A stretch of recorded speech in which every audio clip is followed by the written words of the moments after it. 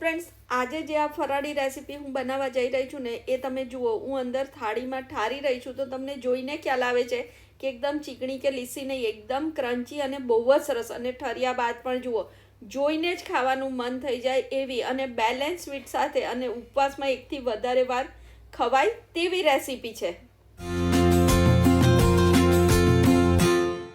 આપણે આ સૌથી પહેલાં ગુંદર લેવાના છે, પણ ગુંદરને પણ આપણે તળીશું નહીં. હવે જો તમારી પાસે માઇક્રોવેવ હોય તો 1 મિનિટ માટે એને માઇક્રો કરી લો, એટલે આવા સરસ ફૂલી જશે. જો માઇક્રોવેવ ના હોય તો તમારે તળવા પડશે, પછી એનો પાવડર કરો. આ ગુંદરનો આ રીતે પાવડર તમે યુઝ કરશો ને તો ક્યારેય દાંતમાં ચોંટશે નહીં. હવે 1 ચમચી તમે જાયફળનો પાવડર, 1 ચમચી ઇલાયચીનો પાવડર, 1 મોટી ચમચી સૂંઠનો પાવડર અને 2 ટેબલસ્પૂન કોપરાનું છીણ એને સાઈડ ઉપર રાખો. એની સાથે 50 ગ્રામ જેટલા મિક્સ નટ્સ લીધા છે, જે તમારી પાસે હોય એ. 180 ગ્રામ મેં ગોળ લીધો છે, 180 ગ્રામ મેં ઘી લીધું છે અને 150 ગ્રામ લોટ. લોટ થોડો એટલો ઓછો છે કે પાછળ આપણે નટ્સ ઉમેરવાના છે, પણ આપણું મેઝરમેન્ટ 180 ગ્રામનું છે. બસ સૌથી પહેલાં તાંસળામાં તમે ઘી ઉમેરી દો. ઘી ગરમ થાય ને એટલે અંદર તમારે લોટ ઉમેરીને બધું બરાબર મિક્સ કરી લો.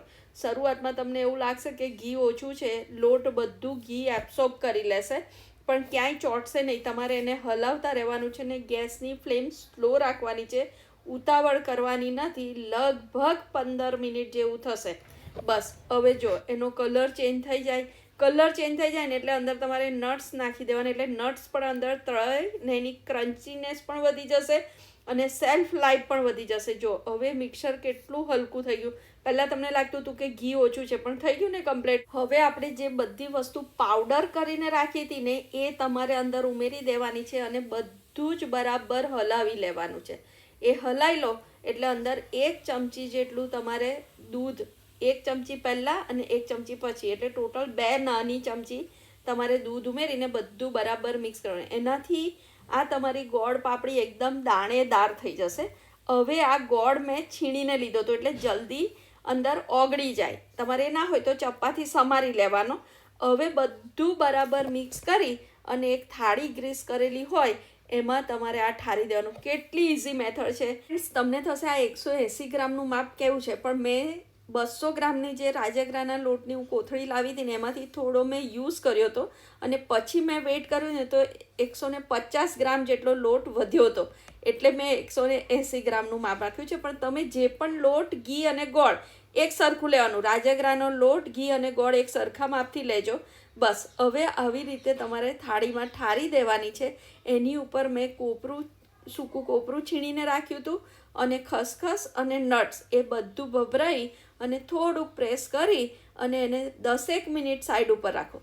10 મિનિટ પછી તમારે એમાં પહેલાં કાપા પાડી લેવાના છે, નહીં તો પછી તમને એક સરખા કાપા પાડવામાં પ્રોબ્લેમ થશે જ્યારે ગોળ પાપડી ઠરી જશે.